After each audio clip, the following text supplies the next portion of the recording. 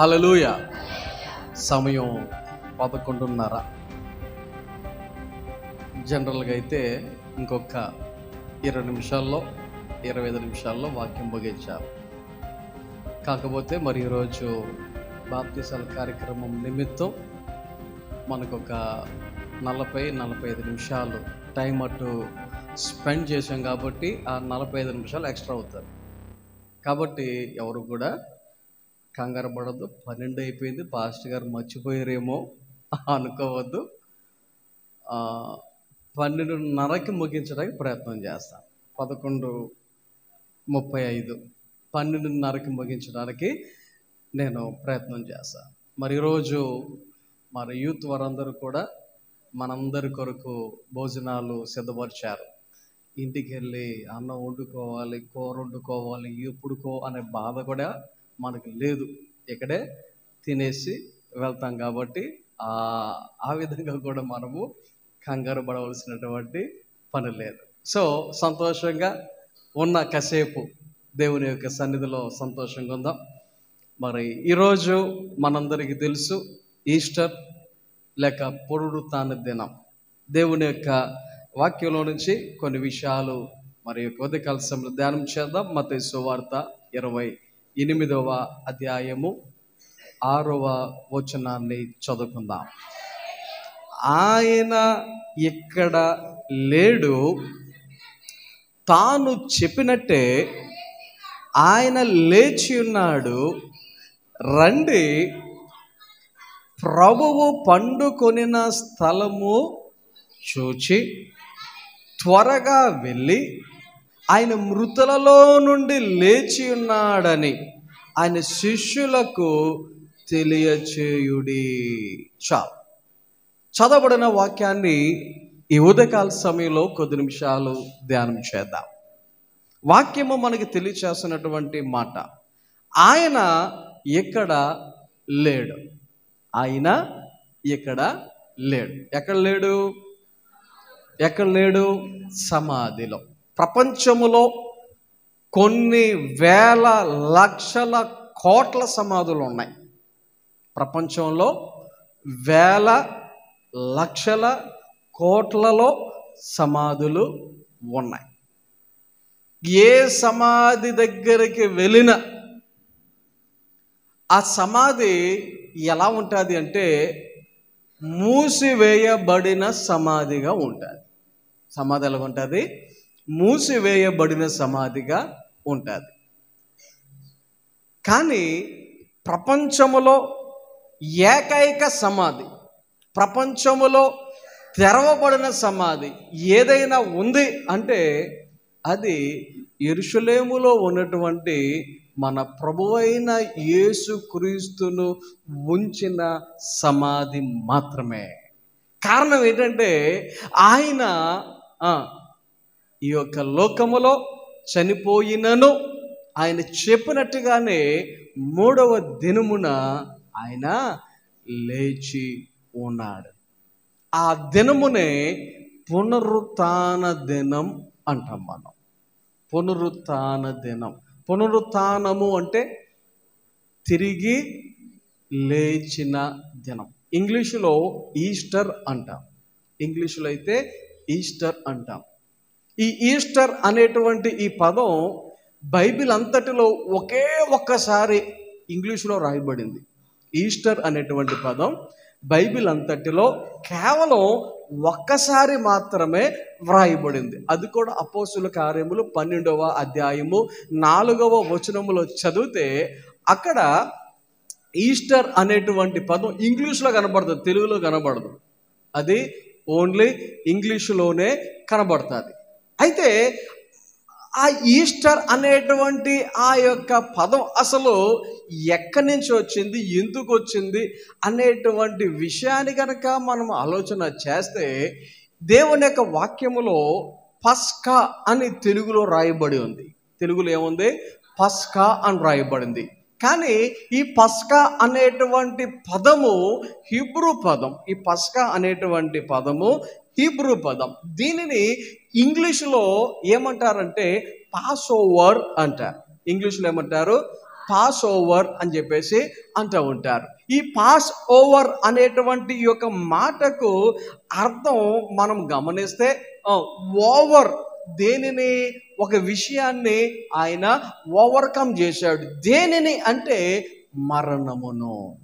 ఆయన మరణమును ఏం చేశాడు? ఆయన పాస్ ఓవర్ చేసి ఉన్నాడు. కాబట్టి ఈ యొక్క రోజును మరి మనము పునరుత్థాన దినముగా ఆరాధన చేయటానికి, యాక్చువల్గా పాత నిబంధన కాలములో మందిరానికి, దేవాలయానికి వారు ఎప్పుడు వెళ్ళేటువంటి వారంటే మనందరికీ తెలుసు, విశ్రాంతి దినమున. ఎప్పుడు? విశ్రాంతి దినమున. విశ్రాంతి దినము అంటే జనరల్గా అది సాటర్డే, శనివారం అనేది వస్తుంది. అయితే మరి దానిని ఇప్పుడు ఆదివారం ఎందుకు చేస్తున్నారు అంటే సింపుల్, పునరుత్థాన దినమున, ఆదివారమున అని దేవుని యొక్క వాక్యాలు మనకు తెలియచేస్తూ ఉన్నాయి. కాబట్టి ఆయన సమాధి గెలిచినటువంటి రోజును మనము ప్రతి ఆదివారం ఏం చేస్తున్నామంటే ఆయన సన్నిధికి వచ్చి ఆయనను స్తుతించచ్చు, ఆయనను ఆరాధించచ్చు, ఆయన వాక్యాన్ని ధ్యానించచ్చు, ఆయనలో బలపడటానికి, ఆయన యొక్క వాక్యానుసారంగా నడుచుకునటానికి ఆ దినమును మనము వాడుకుంటూ ఉన్నాం. కాబట్టి ఈ యొక్క ఈస్టర్ అనేటువంటి ఈ యొక్క మాటకు అర్థం ఏంటంటే మరణములో నుండి జీవములోనికి దాటుట. ఏంటి? మరణము నుండి జీవములోనికి దాటుట. సింపుల్గా చెప్పాలంటే మరణాన్ని జయించడమే. సింపుల్గా చెప్పాలంటే మరణాన్ని జయించడం. ఇప్పుడు ఈ యొక్క అనుభవం, పునరుత్థానము అనేది ఆయన మనకి ఏం చేశాడంటే, నీవు కూడా ఒక రోజున పునరుత్థానుడు అవుతావు అని మనకు ఒక గొప్ప నిరీక్షణను, గొప్ప నమ్మకమును ఆయన మనకు కలుగచేసి ఉన్నాడు. కాబట్టి ఆయన పునరుత్థానుడు అయ్యాడు కాబట్టి మనం కూడా ఏమవుతామనే నమ్మకం ఉందా మనకి? ఇప్పుడు ఆయన సమాధిని గెలిచాడు కాబట్టి మనకు కూడా ఇప్పుడు ఏ నమ్మకం ఉంది? చనిపోయినను మనము కూడా లెగుస్తాం, లేకపోతే మరలా తిరిగి లేపబడతాం అనేటువంటి నిరీక్షణను మనము కలిగి ఉన్నాం. ఆయన ఒకవేళ లేచి ఉండకపోతే ఈ రోజున మనం చేసేటువంటి భక్తి, ఈ రోజున మనం చేసేటువంటి ప్రార్థనలు, ఈ రోజున మనము ఆయనకు మందిరానికి వచ్చేటువంటిది ఇదంతా కూడా వ్యర్థమే. కానీ ఆయన లేచాడు. ఆయన లేచిన దానిని బట్టి మనం ఏం చేస్తున్నామంటే మనము కూడా పునరుత్థానులము అవుతామనేటువంటి గొప్ప నిరీక్షణ, గొప్ప నమ్మకము, గొప్ప విశ్వాసమును మనము కలిగి ఉన్నాం.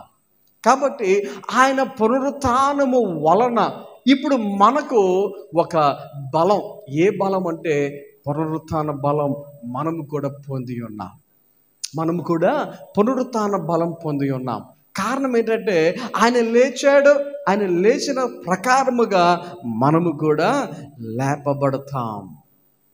గమనించండి ఒకసారి దేవుని యొక్క వాక్యములో ఫిలిప్పీయులకు రాసిన పత్రిక 3వ అధ్యాయము 10వ వచనములో మరి పౌలు గారు చెప్తున్నటువంటి ఒక మాటను కనుక మనం చదివితే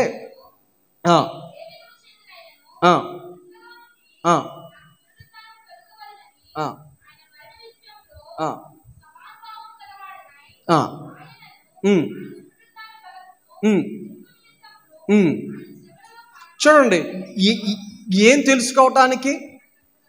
పునరుత్థాన బలమును ఎరుగు నిమిత్తము. ఒకసారి ఎప్పుడైనా మనకి నీరసం వచ్చినప్పుడు బలానికి సంబంధించిన టాబ్లెట్ వేసామనుకోండి, లేకపోతే న్యూరోబిన్ ఇంజెక్షన్ చేయించుకున్నాం అనుకోండి, ఎర్ర ఇంజెక్షన్, లేకపోతే ఈ మధ్య కొంతమంది ఎర్ర డ్రింక్ తాగుతున్నారు, థమ్స్అప్ చార్జ్ అని, స్టింగ్ అని. చిన్నపిల్లలు తాగకూడదు దయచేసి. అది తాగిన తర్వాత జనరల్గా మానసికంగా మనం ఏమైపోతాం? నాకు నీరసం పోద్ది. కొన్నిసార్లు టీ కాఫీలు తాగుతాం. అవి తాగిన తర్వాత మనలో తెలియనటువంటి ఒక ఆలోచన ఏంటి, నేను ఇప్పుడు తిరిగి ఆ నీరసాన్ని పోగొట్టుకుని మరలా యాక్టివ్ అయిపోతాను. అవునా? ఇక్కడ వాక్యములో పౌలు గారు ఏమంటున్నారు, ఆయనకి ఏ బలం అంట? పునరుత్థాన బలం. ఎవరిని బట్టి? యేసయ్యను బట్టి.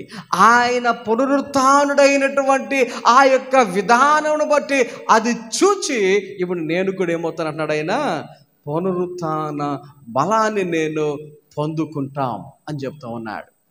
ఇప్పుడు విశ్వాసులుగా, ఆయన బిడులుగా, క్రైస్తవులుగా మనమందరము కూడా అటువంటి బలాన్ని మనము కూడా పొందుకోవాలి. ఏ బలం? పునరుత్థాన బలం. పునరుత్థాన బలం. ఆ యొక్క పునరుత్థాన బలం పొందుకోవాలి అంటే దానికంటే ముందు ఒకటి జరగాలి, చనిపోవాలి మనం. ఏమండి, ఇప్పుడు ఇలాంటి మాటలు ఎందుకండి అనుకుంటారేమో. ఇందాక ఒక విషయాన్ని గమనించాను. మనందరం బాప్తీసానికి వెళ్తున్నాం కదా, వెళ్తుంటే ఒక ఆయన బండి మీద సడన్గా వచ్చేసాడు. బండి మీద సడన్గా వచ్చేసి బండి ఆపేశాడు. ట్రక్ మన ఆపేశాడు. ఆపేసి ముందు వెనక తెగ వెతికేస్తున్నాడు. డెడ్ బాడీ ఎక్కడ ఉంది. కానీ మన దగ్గర ఏమో అది లేదు, మనం వెళ్ళే దానికి కాదు. ఆయన సందులోకి వెళ్ళిపోదాం అనుకుంటున్నాడు, తిప్పేశాడు కూడా, కానీ వెతుక్కుంటున్నాడు. వెతుకుతా ఉంటే డెడ్ బాడీ కనపడలేదు. రాంబండి అన్న నేను ఇద్దరు చూసి నవ్వుకొని ముందుకు వెళ్ళిపోయాం. ఆ తర్వాత ఓహో వీళ్ళు సమాధి దగ్గరికి వెళ్తలేదు, సమాధి దగ్గరికి వెళ్తే ఎంత చక్కగా రెడీ అయ్యి టిక్కు టక్కుమంటూ ఎందుకు వెళ్తారు, కొత్త బట్టలు వేసుకుని ఎందుకు వెళ్తారు అనుకున్నాడు. ఏంటో మళ్ళీ మామూలుగానే వెళ్ళిపోయాడు. కొంతమందికి మరణం అంటే భయం, శవం అంటే భయం కదా. కానీ వాక్యంలో మనం గమనిస్తే పునరుత్థాన బలం అనేది మనం ఎప్పుడు అనుభవిస్తాం? దానిని ఈ లోకములో శరీరానుసారముగా మనము చనిపోయిన తరువాత, మరణించిన తరువాత. ఒకటి, విశ్వాసులుగా, క్రైస్తవులుగా మనందరం కూడా ఒక అతిశయం, ఒక నమ్మకం ఏంటి అంటే మనము కూడా ఒక రోజున ఏమవుతాం? తిరిగి లేపబడతాం. ఎఫెసీయులకు రాసిన పత్రిక 1వ అధ్యాయం 20వ వచనంలో చదివితే, ఆ బలాతిశయము చేత క్రీస్తును మృతులలో నుండి లేపి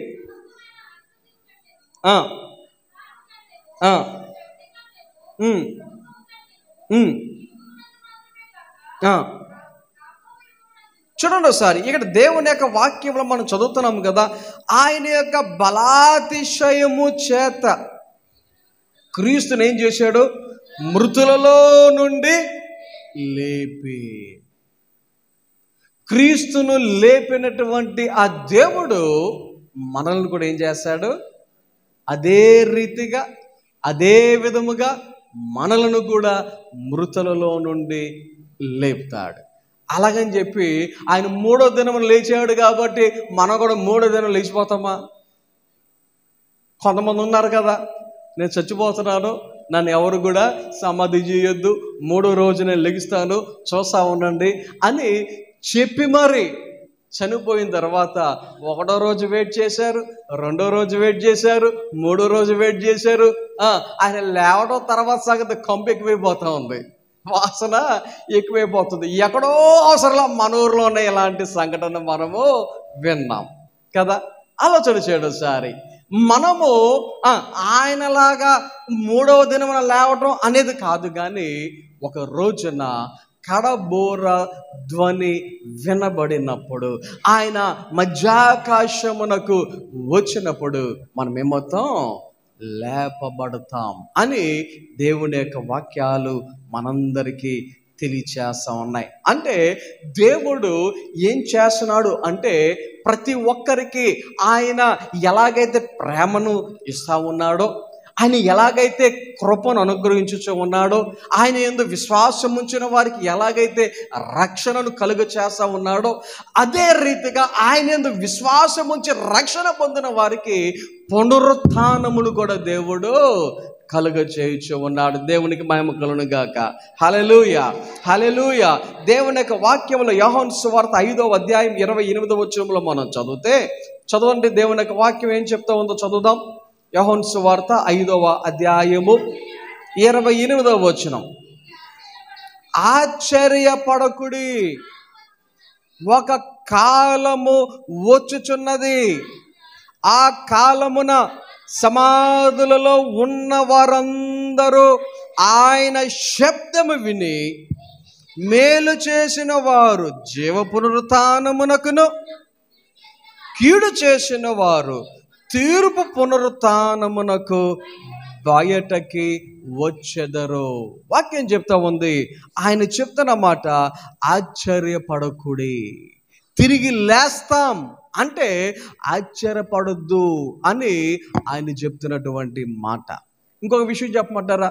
పునరుత్థానము అనేటువంటి ఈ పదం, పునరుత్థానం అనేటువంటి ఈ పదం బైబిల్ గ్రంథంలో ఉంది తప్ప ఈ లోకములో మరి ఏ ఇతర గ్రంథాలలో కూడా ఆ పదం వాడలేదు.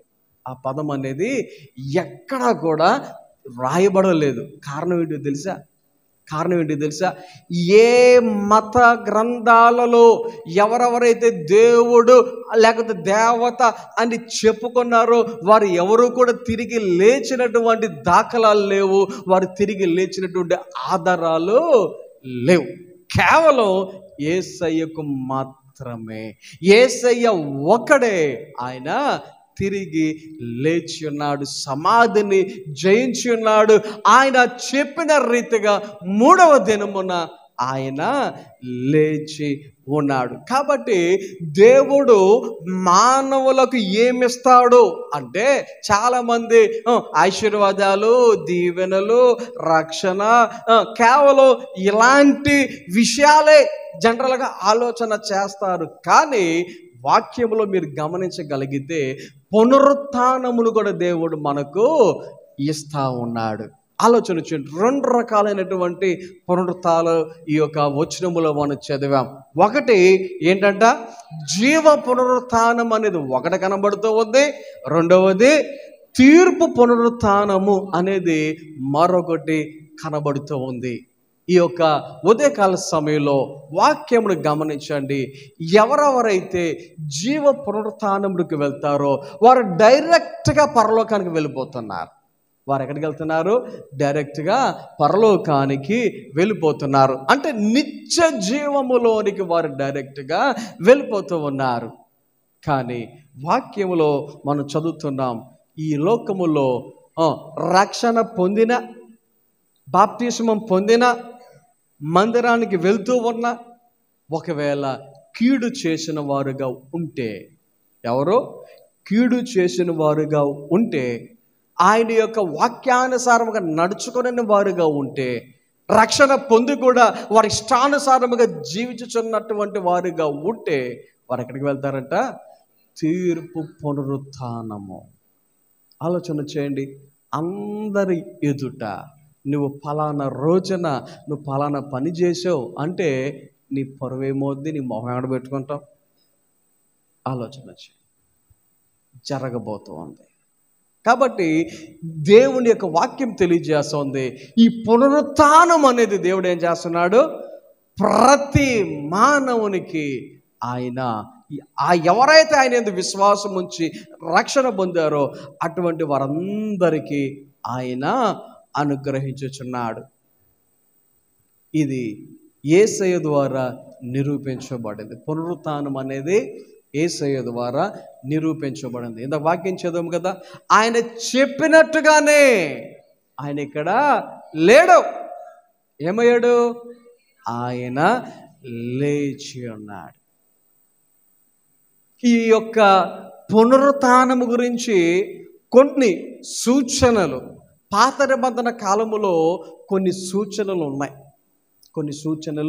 ఉన్నాయి. అందులో యేసయ్య కూడా ఒక సందర్భములో ఒక విషయాన్ని ఆయన చెప్పినట్టుగా కూడా వాక్యంలో మనము చదువుతాం. ఎవరి గురించి చెప్పాడు ఆయన? ఎవరి గురించి చెప్పాడు? పునరుత్థానం గురించి పాత నిబంధన గ్రంథంలో ఒక వ్యక్తిని జ్ఞాపకం చేస్తాడు. ఎవరి గురించి? యోనా గురించి. గుర్తులేదా? ఏమన్నాడు ఆయన? చేప కడుపులో ఎలాగన 3 దినములు ఉన్నాడో ఆ రీతిగానే మనుష్య కుమారుడును లేచును. చెప్పాడా లేదా? సో ఇది ఒక సూచన. పాత నిబంధన గ్రంథములోనే ఇది ఒక సూచన. ఇంకొక సూచన చెప్పమంటారా? ఇస్సాకు విషయంలో. ఇస్సాకు, దేవుడు అబ్రహాముతో మాట్లాడి, నీవు ప్రేమించుచున్నటువంటి నీ ఒకగానొక కుమారుణ్ణి నువ్వు నాకు కొరకు ఏం చేయమన్నాడు? బలి అన్నాడు. అయితే ఇంట్లో నుంచి బయలుదేరిన తర్వాత ఎన్ని రోజులు పట్టిందో తెలుసా? 3 రోజులు. ఆదికాండము 22వ అధ్యాయం 4వ వచనంలో చదివితే 3వ నాడు అని వాక్యంలో మనకి అక్కడ ఎన్నో రోజు కనబడుతూ ఉంటుంది. ఎన్నో రోజు? 3వ నాడు. ఇంట్లో నుంచి బయలుదేరిన తర్వాత వారు 3 దినములు ప్రయాణం చేసిన తర్వాత 3వ దినమున మధ్యలో చాలా సందర్భాలలో అక్కడ అడుగుతున్నటువంటి కొన్ని ప్రశ్నలు, అక్కడ కట్టెలు ఉన్నాయి, బలి ఇవ్వటానికి కత్తి ఉంది, లేకపోతే అగ్ని ఉంది, కానీ మేకపిల్లేది అని అడిగినటువంటి సందర్భం కూడా వాక్యములో మనం చూస్తూ ఉన్నాం. కొన్ని సందర్భాలలో అక్కడ మనం గమనిస్తే అబ్రహాము తన యొక్క సేవకులను కూడా ఒక ప్లేస్కి వెళ్ళేసరికి మీరు ఇక్కడ ఉండండి అని విడిచిపెట్టి ఓన్లీ ఇస్సాకును తీసుకుని మాత్రమే కొండ మీదకి వెళ్ళినట్లుగా దేవుని యొక్క వాక్యంలో మనము చదువుతాం.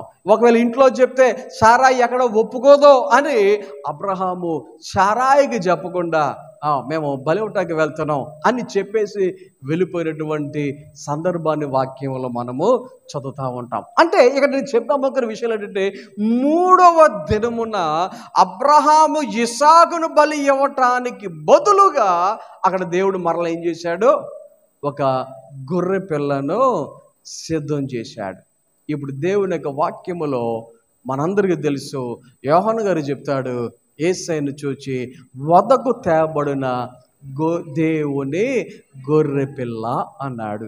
అంటే నీ బదులు, నా బదులు, మనందరి బదులు ఆయన మన యొక్క శిక్షను ఆయన మీద వేసుకుని ఆయన మన కొరకు సిలువలో చనిపోయాడు. సో ఆ యొక్క పోలికలను కనుక మనము గమనిస్తే పాత నిబంధన గ్రంథములో కూడా కొన్ని రుజువులు ఈ 3వ దినమున యేసయ్య తిరిగి లేస్తాడు అనేటువంటి విషయాలు దేవుని యొక్క వాక్యములో మనకు కనబడుతూ ఉన్నాయి. అయితే ఈ యొక్క పునరుత్థానము అనేది క్రైస్తవ సంఘానికి, క్రైస్తవులకు ఒక పునాది లాంటిది. ఎలాంటిది? అది ఒక పునాది లాంటిది. పునాది అనేది ఎలా ఉండాలి? స్ట్రాంగ్గా, బలంగా. ఆలోచన చేయండి. ప్రతి ఇంటికి, మనందరికి ఇల్లులు ఉన్నాయి, మనందరి ఇంటికి ఏముంటుంది? పునాది అనేది ఉంటుంది. పునాదిని చాలా జాగ్రత్తగా దానిని సెట్ చేస్తాం. అది పైకి కనబడదు, లోపల ఉంటుంది, భూమి లోపల ఉంటుంది. భూమి లోపలే కదా ఉండేది అని చెప్పి దాన్ని చిన్న చితక తక్కువ క్వాలిటీతో నిర్మించుకుంటామా? అందులో వేస్ట్ మెటీరియల్ మాత్రమే వాడేస్తామా? ఆలోచన చేయండి. చాలా స్ట్రాంగ్గా, బలంగా దానిని మనము నిర్మించుకుంటాం. కారణం పునాది అనేది చాలా అంటే చాలా ప్రాముఖ్యమైనది కదా. అయితే దేవుని యొక్క వాక్యములో కొన్ని విషయాలు కనుక మనం ఆలోచన చేస్తే, ఈ యొక్క పునరుత్థానం అనేది మరి ఒక క్రైస్తవునిగా, క్రైస్తవురాలుగా, అది ఒక సంఘముగా మనకు ఎలా పునాది అనేటువంటి విషయాన్ని కనుక మనం గమనిస్తే, చూడండి ఒకసారి దేవుని యొక్క వాక్యములో కొరింథీయులకు రాసిన మొదటి పత్రిక 15వ అధ్యాయము 14వ వచనంలో మనం చదివితే, కొరింథీయులకు రాసిన పత్రిక 15వ అధ్యాయము 14వ వచనం చూడండి ఏమంటున్నాడు ఆయన? క్రీస్తు లేపబడి ఉండని ఎడల మేము చేయు ప్రకటన వ్యర్థమే, మీ విశ్వాసమును వ్యర్థమే. ఏమంట? మీ విశ్వాసము కూడా వ్యర్థమే. దేవుడు క్రీస్తుని లేపెనని ఆయనను గూర్చి మేము సాక్ష్యము చెప్పి ఉన్నాము కదా. మృతులు లేపబడని ఎడల దేవుడు ఆయనను లేపలేదు గనుక మేము దేవుని విషయమై అబద్ధపు సాక్షులుగా అగపడుచున్నాము.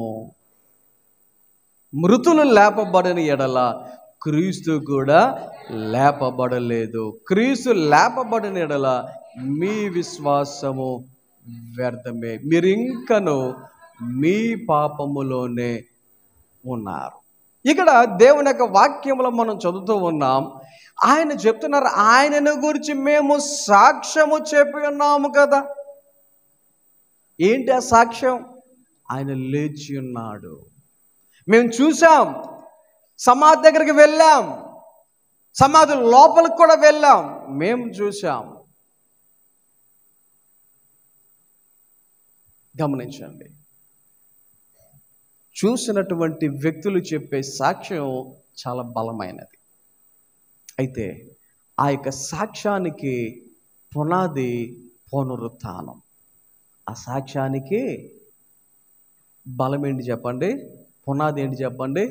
ఆ యొక్క పునరుత్థానం. దేవుని యొక్క వాక్యములో కొన్ని విషయాలు మనం గమనిస్తే ఈ యొక్క పునరుత్థానమున జరిగినటువంటి కొన్ని సంఘటనలు, పునరుత్థాన దినమున జరిగినటువంటి కొన్ని సంఘటనలు, సమాధికి యేసయ్యను పంపించారు.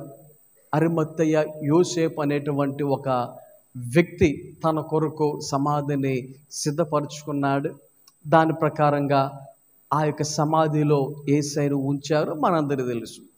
అయితే ఆ రోజు వారందరూ కలిసి, ఎవరు? పరిసయ్యులు, శాస్త్రులు, ప్రధాన యాజకులు, వారందరూ కలిసి ఒక చిన్న రిక్వెస్ట్ చేశారు పిలాతు దగ్గరికి వెళ్ళి. ఏమని? ఈయన బ్రతుకున్నప్పుడు చెప్పాడు ఒక మాట. ఏ మాట? ఈయన 3వ దినమున లేస్తాను అని చెప్పేసి అన్నాడు. కాబట్టి మీరేం చేయాలి? ఈ యొక్క సమాధికి కాపలా కావాలి. సమాధికి ఏం కావాలి? కాపలా కావాలి. ఆలోచన చేయండి. దేవుని యొక్క వాక్యములో కొన్ని విషయాలు కనుక మనం గమనిస్తే, ఒక పెద్ద బండరాయిని ఆ సమాధికి అడ్డుగా పెట్టారు. పెద్ద బండరాయి. అది ఒకరిద్దరు, ముగ్గురు, నలుగురు వలన అయ్యేటువంటిది కాదు. అంత పెద్ద బండరాయి అది. ఒకరిద్దరు వెళ్తే పని అవ్వదు. ఆలోచన చేయండి. ఆ యొక్క బండరాయిని అడ్డు పెట్టారు. ఒక రకంగా చెప్పాలంటే ఆ యొక్క రోమా ప్రభుత్వం వారి యొక్క ముద్ర కూడా వేశారు. తలుపులు ఆ బండరాయిని మూసివేసి, చుట్టూ సైన్యం ఉంది. కానీ ఏ సైన్యం ఉన్నా, ఎంతమంది కాపలా ఉన్నా దేవుని యొక్క పునరుత్థానమును ఆపగలిగారా? ఎవరైనా సరే ఆయన సమాధిని గెలిచినటువంటి ఆ యొక్క విషయాన్ని ఆపగలిగారా? ఆలోచన చేయండి ఒకసారి. ఎవ్వరు కూడా ఆయన పునరుత్థానాన్ని ఆపలేకపోయారు. దేవుని యొక్క వాక్యములు మనందరికీ తెలుసు. ఆయన మరణమును జయించినాడు, ఆయన మరణమును గెలిచినాడు, ఆయన సమాధిని గెలిచినాడు. దాని నిమిత్తమే ఈ రోజున ఏం చేస్తున్నామంటే పునరుత్థానము అనేది, లేకపోతే ఈస్టర్ అనేటువంటి ఈ యొక్క సందర్భాన్ని బట్టి, లేకపోతే ఆయన సమాధిని గెలిచి ఉన్నాడు అనేటువంటి విధానమును బట్టి ఆయన సన్నిధిలో సంతోషిస్తూ ఉన్నాం, ఆనందిస్తూ ఉన్నాం. కాబట్టి ఈ యొక్క ఉదయకాల సమయంలో కొన్ని విషయాలు మీతో మరి చెప్పాలని ఆశపడుతున్నాను. ఈ యొక్క ప్లాన్ ప్రకారంగా వారందరూ కూడా ఏం చేశారు? యేసయ్యను సమాధిలో పెట్టారు, ఆ యొక్క సైనికులను పెట్టారు, అంతా బాగానే ఉంది. కానీ జరిగినటువంటి విషయం ఏంటంటే, వారు మరి పిలాతు దగ్గరికి వెళ్ళి వారు ఏం చేశారు అంటే, దేవుని యొక్క వాక్యములో ఆయన లేచిన తరువాత కొంతమంది ఏం చేశారంటే, 28వ అధ్యాయం మత్తయి సువార్తలో కనబడుతుంది. 11వ వచనం నుంచి, వారు వెళ్ళుచుండగా కావలి వారిలో కొందరు పట్టణంలోనికి వచ్చి జరిగిన సంఘటనలన్నిటినీ ప్రధాన యాజకులతో చెప్పారు. కాబట్టి వారు పెద్దలతో కూడి వచ్చి ఆలోచన చేసి ఆ సైనికులకు చాలా ద్రవ్యం ఇచ్చి, మేము నిద్రపోవచ్చుండగా అతని శిష్యులు రాత్రి వేళ వచ్చి అతనిని ఎత్తుకొని పోయిరని మీరు చెప్పుడి. అబద్ధ సాక్ష్యాన్ని క్రియేట్ చేశారు. అబద్ధ సాక్ష్యాన్ని ప్రజల్లోకి పంపించడం జరిగింది. గమనించండి, శిష్యులు వచ్చి ఎత్తుకుపోయారా? శిష్యులు ఎత్తుకుపోతే ఉదయాన్నే ఆదివారం తెల్లవారుజామున మరియయు మగ్దలేని మరియయు ఆ యొక్క సమాధి దగ్గరికి వెళ్ళి, అరే ఏంటి రాయ తెరవబడి ఉందని వారు చూచి ఆశ్చర్యపడి భయపడి వారు పరుగున ఎవరికి చెప్పారు? శిష్యులకు చెప్తే ఆ శిష్యులు అవునా అని వారు పరుగున వచ్చి సమాధి దగ్గరకు వచ్చి వారు ఎందుకు చూశారు? ఎత్తుకుపోయిన వాళ్ళు మా తెలిసిలే అనుకుంటారు కదా. వారు పరుగున సమాధి దగ్గరికి వచ్చి చూడవలసినటువంటి పరిస్థితి లేదు. ఓకే, ఇంకొక విషయాన్ని మీకు చెప్పాలి. ఆయన చనిపోయినప్పుడు మనకే ఒకలాంటి ప్రాసెస్. మన ఏరియాలో చనిపోయినప్పుడు మన ప్రాసెస్ వేరే. మనం ఎలా చేస్తాం? చనిపోయిన తర్వాత వెంటనే బయట మంచం మీద పడుకోబెడతారు. చుట్టాలు, బంధువులు, ఇరుగు పొరుగు వారు అందరూ వస్తారు. అందరూ వచ్చిన తర్వాత అందరూ వచ్చేసారు అనుకున్న తర్వాత స్నానాలు చేయించి బట్టలు మార్చగలిగితే బట్టలు మార్చి వెంటనే సమాధి పెట్టిలో పెట్టి సమాధి పెట్టిలో ఒక తెల్లటి క్లాత్ కప్పేసి మోసుకొని వెళ్ళిపోతాం గోదావరి గట్టుకి. ఇది మనం చేసే ప్రాసెస్. కొన్ని దేశాల్లో, ఫర్ ఎగ్జాంపుల్ నేను చూసినటువంటి వాటిలో అమెరికా దేశంలో ఇంచుమించు చాలా సమాధి కార్యక్రమాల్లో నేను పాల్గొన్నాను. అక్కడ నేను చూసినటువంటి ప్రాసెస్ ఏంటో తెలుసా? ఒకవేళ మనిషి ఎవరైనా చనిపోతే ఆ చనిపోయినటువంటి వ్యక్తిని ఒక స్పెషల్ సమాధి కార్యక్రమాలు చేసేటువంటివి ఉంటాయి, వాళ్ళకి అప్పచెప్పాలి. ఇంచుమించు వాళ్ళు ఒక వారం రోజులు టైం తీసుకుంటారు. వారు వారం రోజులు టైం తీసుకుని వాళ్ళు ఏం చేస్తారంటే మనిషిలో ఉన్నటువంటి రక్తం అంతా తీసేస్తారు. తీసేసి లోపలికి ఒక మెడిసిన్ ఎక్కిస్తారు. దాని వలన మనిషి శరీరం కొలదో, పాడవదో, వాసన రాదు. అప్పుడు వారు చక్కగా టిప్ టాప్గా తయారు చేసి పెళ్ళికొడుకుని పెళ్ళికూతురిని ఎలాగైతే సిద్ధపరుస్తారో దానికి మించి తయారు చేసి ఆ తర్వాత సమాధి పెట్టిలో పెట్టి అప్పుడు అందరూ వచ్చి చూడటానికి వారొక రోజును ఏర్పాటు చేస్తారు. ఆ తర్వాత అందరూ కలిసి అక్కడికి వెళ్ళి అప్పుడు అక్కడ చూడాలి. చూసిన తర్వాత దాని తర్వాత రోజో లేకపోతే టైంను బట్టి సమాధి కార్యక్రమం అనేది ఇంకొకటి ఉంటుంది.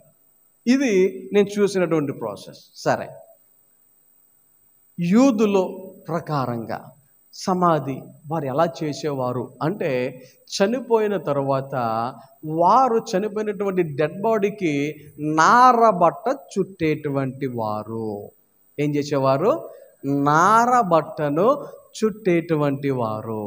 నారబట్ట అంటే అది ఎంత టైట్గా చుడతారంటే అంత టైట్గా చుడతారన్నమాట. ఆలోచన చేయండి. ఎవరికైనా చెయ్యి కానీ కాలు కానీ ఇరిగిందనుకో, సిమెంట్ కట్టు అంటారు కదా. సిమెంట్ కట్టు వేసినప్పుడు నాకొద్దు అని మనం పీక్కొట్టకు ఉంటుందా? ఎవరికి వాళ్ళు పీక్కొట్టకు ఉంటుందా? అది ఒక చేతికే వేస్తారు, అది ఒక్కరికే వేస్తారు. ఇంకో చేతితో మనకి యాక్సెస్ కూడా ఉంటుంది. అబ్బా, ఆ కట్టేసినప్పుడు వాళ్ళకు ఉండే తిప్పలు మామూలుగా ఉండవు. లోపల దురద వస్తుంది, గొక్కుంటకుండదు, లోపల ఇబ్బందిగా ఉంటుంది. నేను కొంతమందిని చూసా, చిగురు పొలెట్టుకు లోపల అలా పొడుచుకుంటూ ఉంటారు, గొక్కుంటూ ఉంటారు. అంటే అంత ఇబ్బంది, అవునా? అయితే ఒక్క చేతికి కట్టేస్తేనే దాన్ని మనం బీక్కోలేం, ఒక చెయ్య మనకి అవకాశం ఉన్నా.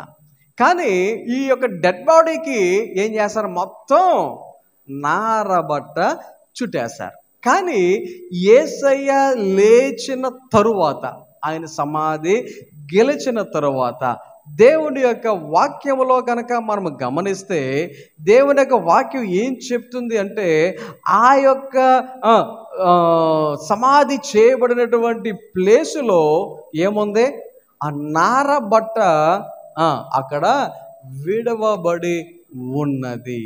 ఆ యొక్క నారబట్ట ఏమై ఉన్నది, అది విడవబడి ఉన్నది అని దేవుని యొక్క వాక్యములో ఒకసారి చదువుదాం. చూడండి ఒకసారి.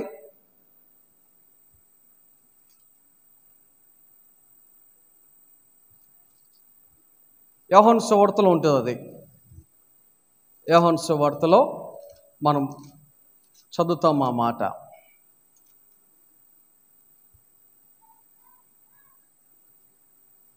20వ అధ్యాయం 6వ వచనం. అంతటి సీమోను పేతురు అతని వెంబడి వచ్చి సమాధిలో ప్రవేశించి నారబట్టలు పడి ఉండుటయు. ఆలోచన చేయండి. ఇక్కడ ఒక విషయాన్ని మీరు గమనించండి. ఈ నారబట్ట అంతలాగున చుట్టేస్తే ఎలా ఊడిని డెడ్ బాడీ ఏమన్నా పీకోగలుగుతుందా? చచ్చిన శవం ఎప్పుడైనా సరే, ఎవరి శవమైనా మనం చూసినప్పుడు అందరూ దాని చుట్టూరు కూర్చొని బాధపడుతూ ఉంటారు, ఏడుస్తూ ఉంటారు.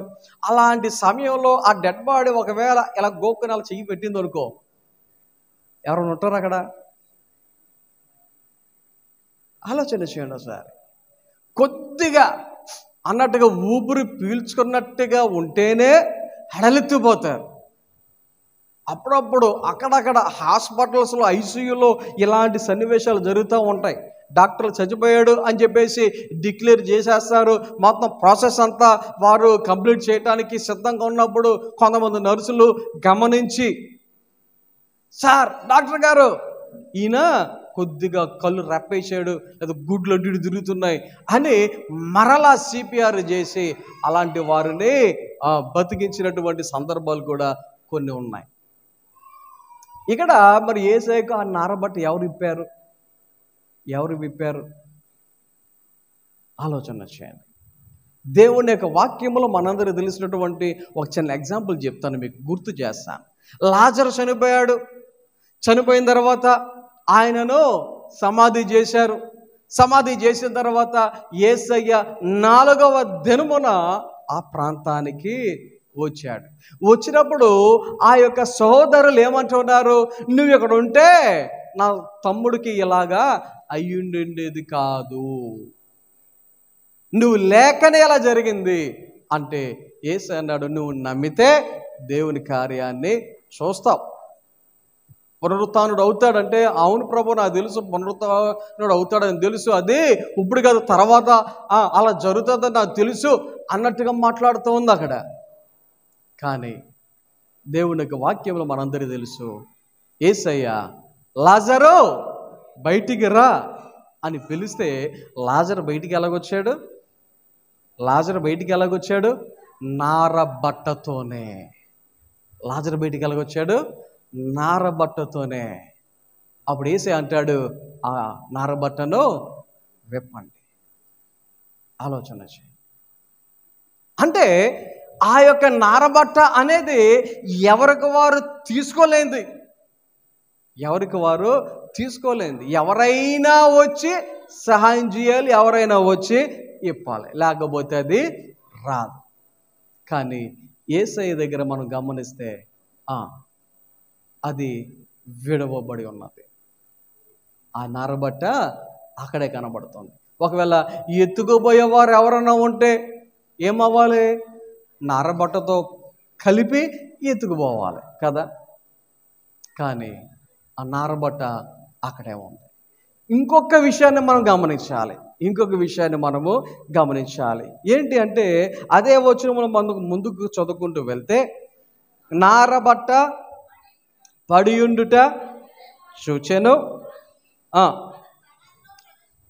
ఒక్క నిమిషం. దేవుని యొక్క వాక్యంలో ఇందాక చదివిన వచనం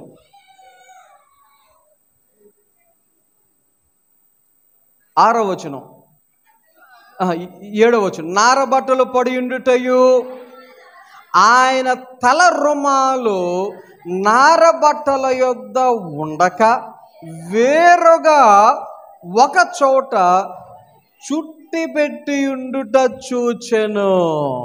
ఏమై ఉన్నదంట? తల రుమాలు వేరే చోట ఎలా ఉందంట? చుట్టి పెట్టి ఉండెను. చుట్టి పెట్టి ఉండెను. రైట్.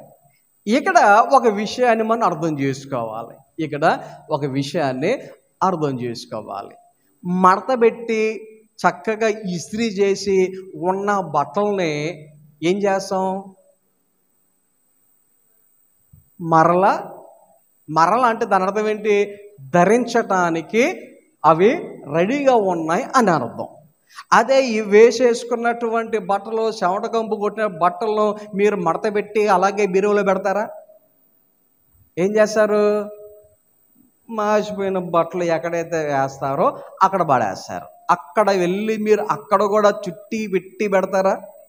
మాసిపోయిన బట్టలు ఎలా వేస్తారు? మీరు తీసినట్టుగా మాసిపోయిన బట్టలు ఎక్కడ పెడతారో, ఏ టబ్బులో వేస్తారో ఆ టబ్బులో జనరల్గా వెళ్ళి అలా వేస్తారు. మా ఇంట్లో మా పిల్లలు అయితే తీసి ఇసురు కొడతారు. అలాగా ఏంట మాసిపోయిందిగా, కింద పడి ఈడ్ చేసిన తొక్కేసిన కొన్నిసార్లు పట్టించుకోరు కూడా. మాసిపోయిందిగా ఎలా ఉతుకుతారుగా.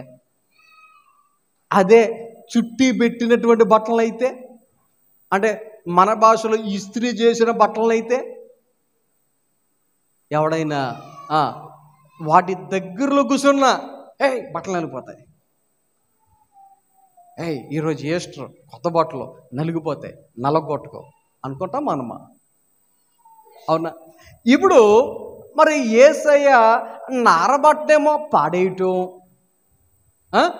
తలకు సంబంధించినటువంటి రుమాలను చుట్టి పెట్టి ఉంచడం ఏంటి? ఎందుకు అలా జరిగింది? ఎందుకు అలా చేశాడు అంటే ఒక విషయాన్ని మనం ఇక్కడ అర్థం చేసుకోవాలి. అదేంటంటే, నా పని కావలేదు, నేను మరలా వస్తాను అనేటువంటి సంకేతాన్ని, అనేటువంటి ఒక అర్థమిచ్చేటువంటి ఒక విషయాన్ని ఆయన మనకు ఈ ఖాళీ సమాధి ద్వారా తెలియచేస్తా ఉన్నాడు. యేసయ్య మనందరికీ ఇలాంటి ఒక గొప్ప విషయాన్ని మనకు తెలియచేస్తా ఉన్నారు. నారబట్టనేమో అలాగే పడవేశాడు, కానీ తల రుమాలను ఏం చేశాడంటే ఆయన చుట్టి పెట్టి పక్కన సపరేట్గా దానిని ఉంచాడు. ఈ యొక్క ఉదయకాల సమయంలో మనం గమనించవలసిన విషయం ఏంటంటే, పరలోక రాజ్యానికి మనము పునరుత్థానులుగా వెళ్ళాలి అంటే, మనము పరలోకానికి పునరుత్థానులుగా వెళ్ళాలి అంటే మనం చేయవలసింది ఏంటి అనేది ఈ ఉదయకాల సమయంలో ఒక మాట నేను మీకు తెలియజేస్తాను. నారబట్టను విడిచిపెట్టాలి. నారబట్టను ఏం చేయాలి? విడిచిపెట్టాలి. ఆ నారబట్ట అనేది ఏంటో మీకే తెలుసు. విడిచిపెట్టవలసినవి దేవుని యొక్క వాక్యములో చాలా అంటే చాలా వచనాలు మనకు తెలియచేస్తూ ఉన్నాయి. చాలా లక్షణాలు ఉన్నాయి మనము విడిచిపెట్టవలసినవి. లోకానుసారమైనవి, శరీర సంబంధమైనవి విడిచిపెట్టవలసినవి మనం ఏం చేయాలి? విడిచిపెట్టాలి. ఆలోచన చేయండి. నీవు ఆ నారబట్టను విడిచిపెడితేనే కానీ ఎక్కడికి వెళ్ళలేవు? పరలోకానికి వెళ్ళలేవు. అబ్బాబ్బాబ్బే ఆ నారబట్ట నాతోనే ఉండాలి, ఆ నారబట్టను నేను విడిచిపెట్టను, దాంతోనే ఉంటాను అంటే దాంతో నువ్వు ఎక్కడికి వెళ్ళలేవు? పరలోకానికి వెళ్ళలేవు. కాబట్టి ఈ ఉదయకాల సమయంలో ఈ యొక్క పునరుత్థాన దినమున, యేసయ్య సమాధి గెలిచినటువంటి దినమున ఆయన ఏం చేశాడు అంటే నారబట్టను ఏం చేశాడు? ఆయన విడిచిపెట్టాడు. కానీ తల రుమాలు ఉన్నదే అది ఏం చేస్తున్నాడు? ఆయన చుట్టి పెట్టి ఈ నారబట్టతో కాకుండా దానిని ఏం చేశాడు? ఆయన సపరేట్ చేశాడు, వేరు చేశాడు. ఆలోచన చేయండి. మనము కూడా ఈ యొక్క నారబట్టను విడిచి ఈ లోకములో ఆయన విశ్వాసం ఉంచి బాప్తిస్మం పొంది రక్షణ పొంది ఆయన వచ్చినప్పుడు ఆయనతో కలిసి మనము పునరుత్థానులై ఎక్కడికి వెళ్ళాలి? పరలోక రాజ్యానికి వెళ్ళాలి. ఆలోచన చేయండి. ఆయన మనందరికీ అటువంటి కృప, అటువంటి పునరుత్థానమును ఆయన మనకు అనుగ్రహించాడు. ఇప్పుడు మనం ఆ పునరుత్థాన బలాన్ని మనం పొందుకొని, ఏ బలం? పునరుత్థాన బలాన్ని మనం పొందుకొని, ఆయన పునరుత్థానుడు అయ్యాడు కాబట్టి నేను కూడా ఆయనను బట్టి ఒక రోజున పునరుత్థానుడు అవుతాను అని విశ్వసించి నిరీక్షణతో ఆయన యొక్క రాకడ కొరకు ఎదురు చూచేవారు ఉందాం. మనము విడిచిపెట్టవలసినటువంటి నారబట్టను విడిచిపెడదాం, ఆయన కొరకు సిద్ధపడదాం. కొద్ది వాక్యము మనందరి వినికిడిలో దేవుడు ఫలింపచేసి నడిపించును గాక. ఆమేన్. ప్రార్థన చేసుకుందాం. అందరూ కూడా తలలు వంచండి, కళ్ళు మూసుకొనండి. ప్రార్థన. ఈ ఉదయకాల సమయంలో దేవుని యొక్క వాక్యాన్ని విన్నా మనం ఒకసారి మన యొక్క ఆత్మీయ జీవితాలను పరిశీలన చేసుకొని, పరిశుద్ధుడా, మహోన్నతుడా, గొప్ప దేవాన్ని ఘనమైన నామమునకు వందనాలు స్తోత్రాలు తెలియజేసుకుంటూ ఉన్నాం. దేవా, ఈ యొక్క ఉదయకాల సమయంలో నీ సన్నిధికి రావటానికి, దేవా నీ యొక్క సన్నిధిలో స్తుతించడానికి, మహిమపరచటానికి, ఆరాధించడానికి మీరు ఇచ్చిన సమయాన్ని బట్టి వందనాలు స్తోత్రాలు తెలియజేసుకుంటూ ఉన్నాం. మరి ముఖ్యముగా దేవా నీ యొక్క సన్నిధిలో ఈ పునరుత్థాన దినమును, దేవా మీరు సమాధి గెలిచినటువంటి ఆ రోజును మేము సంతోషముగా ఆనందముగా గడపడానికి ఇచ్చిన అవకాశాన్ని బట్టి వందనాలు స్తోత్రాలు తెలియజేసుకుంటూ ఉన్నాం. సహాయం దయచేయమని, నీ మేలుతో నింపమని, ప్రతి ఒక్కరూ నీ సన్నిధిలో ఈ రీతిగా వర్ధిల్లటానికి సహాయం దయచేసి, ఈ రోజున దేవా బాప్తిసం పొందినటువంటి 2 బిడ్డలు బట్టి వందనాలు స్తోత్రాలు. నిబిడులుగా వారు ఎదగటానికి, వర్ధిల్లటానికి సహాయం చేయమని, అదే రీతిగా ఈ రోజున నిబిడులు సన్నిధికి వచ్చి నీకు సమర్పించిన కానుకలు, అర్పణాలు బట్టి వందనాలు. ప్రతి ఒక్కరు 100 60 30 ఫలింపచేయమని, దేవా ఈ వారములో జరబోయే ప్రతి పనిపాట్లలో, ఆరోగ్య విషయాలలో దేవా నీకు ప్రత్యేకమైన సహాయం అనుగ్రహించి నీ మేలులతో నింపి మీరే మహిమ, ఘనత, ప్రభావాలు పొందుకున్నామని యేసు నామమున ప్రార్థన చేయించు ఉన్నాము తండ్రి. ఆమేన్. మన తండ్రి అయిన దేవుని ప్రేమ, కుమారుడైన యేసుక్రీస్తు వారి కృప, పరిశుద్ధాత్మిక సహవాసము, సహాయము, కాపుదల, నడిపింపు ఇప్పుడు ఎల్లప్పుడూ పునరుత్థాన దినమును సంతోషముగా ఆచరించిన ప్రతి ఒక్కరికి సదాకాలము తోడై నడిపించును గాక. ఆమేన్.